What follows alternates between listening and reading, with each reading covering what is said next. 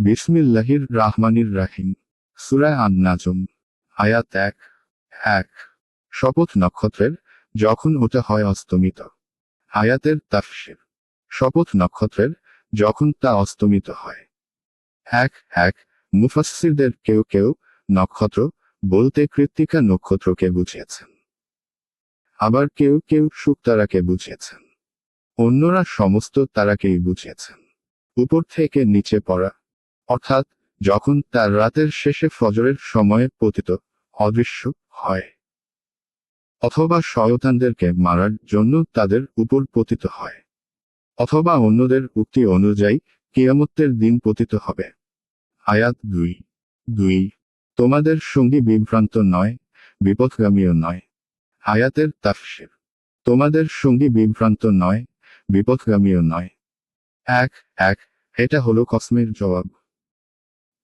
তোমাদের সঙ্গী বলে এখানে নবী করিম সাল্লাল্লাহু আলাইহি ওয়াসাল্লাম এর সত্যতাকে স্পষ্ট করে দেওয়া হয়েছে যে নবুয়তের পূর্বে তিনি 40 বছর তোমাদের সঙ্গে এবং তোমাদের মাঝে কাটিয়েছেন।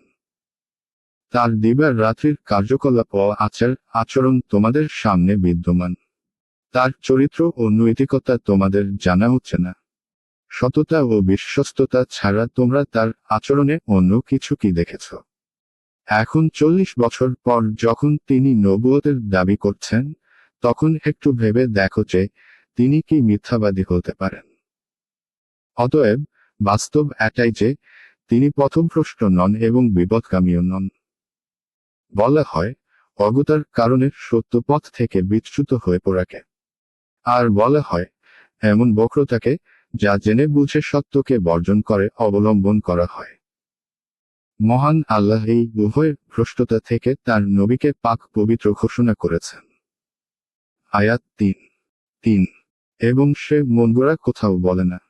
আয়াতের তাফসীর। এবং সে মনগড়া কোথাও বলে না। আয়াত 4। এটা তো ওহী, যা তার প্রতি প্রত্যাদেশ হয়। আয়াতের তাফসীর। তা তো ওহী, যা তার প্রতি প্রত্যাদেশ হয়।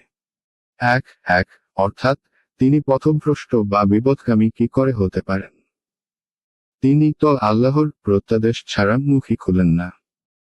এমনকি রহস্য ও হাসি ঠাট্টার সময়েও তার পবিত্র জবান থেকে সত্য ছাড়া অন্য কিছু বের হয় না। তিরমিজি অধ্যায়। অনুরূপ ক্রোধের সময়েও তার স্বীয় আবেগ ও উত্তেজনার উপর এত নিয়ন্ত্রণ ছিল যে তার জবান থেকে কোনো কথা বাস্তবের বিপরীত বের হয়নি। আবু দাউদ শিক্ষা অধ্যায়।